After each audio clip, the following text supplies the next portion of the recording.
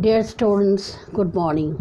I'm to I'm going to deliver a lecture on Sailing to Byzantium by W.B. Yeats.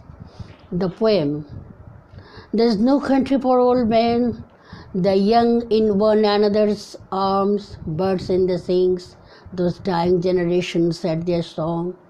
The salmon falls, the mackerel crowded seas, fish plays or fowl, command all summer long. Whatever is begotten, born and dies, caught in the sensual music, all neglect, monuments of unageing intellect.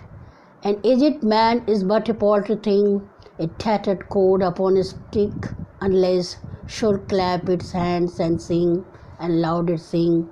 Every tatter in its mortal dress, nor is there singing school, but studying monuments of its own magnificence, and therefore I have sailed the seas and come to the holy city of Byzantium.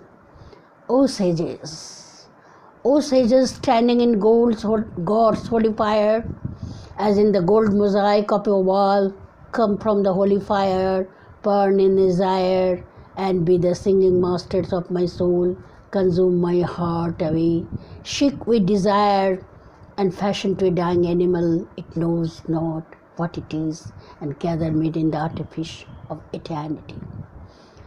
Once out of nature, I shall never take my bodily form from any natural thing, but such a form as Grecian goldsmiths make of hammered gold and gold enameling, to keep a drowsy emperor awake, or sit upon a golden bough to sing to lords and ladies of Byzantium of what is past or passing or to come.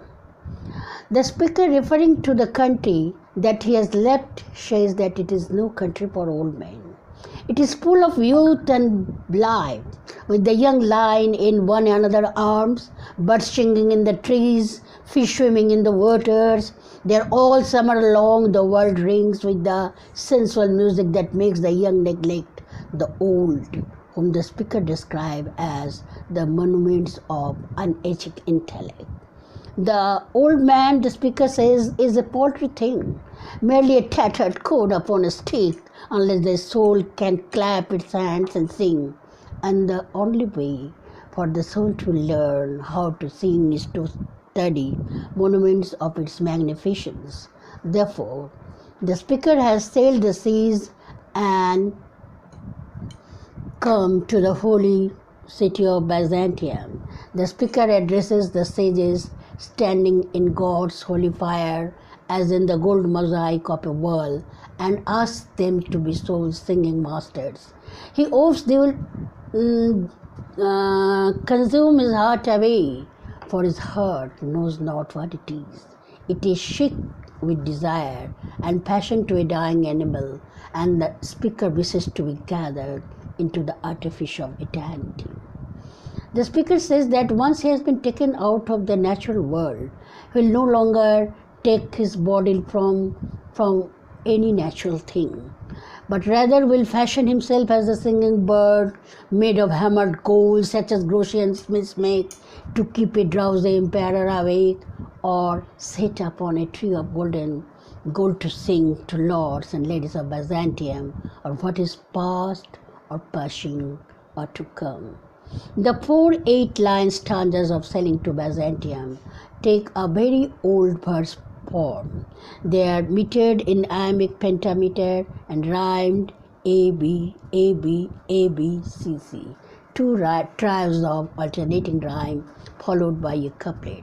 Sailing to Byzantium is one of Yeats's most inspired works and one of the greatest poems of the 20th century, written in 1926 and included in Yeats's greatest single collection, 1928's The Tower. Sailing to Byzantium is Yeats's definite statement about the agony of old age and the imaginative and spiritual work required to remain a vital individual even when the heart is fashioned to a dying animal, the body. Yeats's solution is to leave the country of the young and traveled to Byzantium, where the sages in the city's famous gold mosaics completed mainly during the 6th and 7th centuries could become the singing masters of soul. He hopes the sages will appear in fire and take him away from his body into an existence outside time, where like a great work, he could exist in the artifice of eternity. In the astonishing final stanza of the poem, it declares that once he is out of his body, he will never again appear in the form of a natural thing. Rather, he will become a golden bird, sitting on a golden tree, singing of the past, what is past, the present, that which is passing, and the future that is to come. A fascination with the artificial as superior to the natural is one of its most prevalent themes. In a much earlier poem, 1899's The Lover tells of the rose in his heart. That speaker expresses a longing to remake the world in a casket of gold and thereby eliminate its ugliness and imperfection. Later in 1914's The Dolls, the speaker writes of a group of dolls on a shelf, disgusted by the sight of a human body. In each case, the artificial, the golden casket, the beautiful doll, the golden bird, is seen as perfect and unchanging, while the natural, the world human baby, the speaker's body is prone to ugliness and decay. What is more, the speaker sees deep spiritual truth rather than simply aesthetic escape in his assumption of artificiality.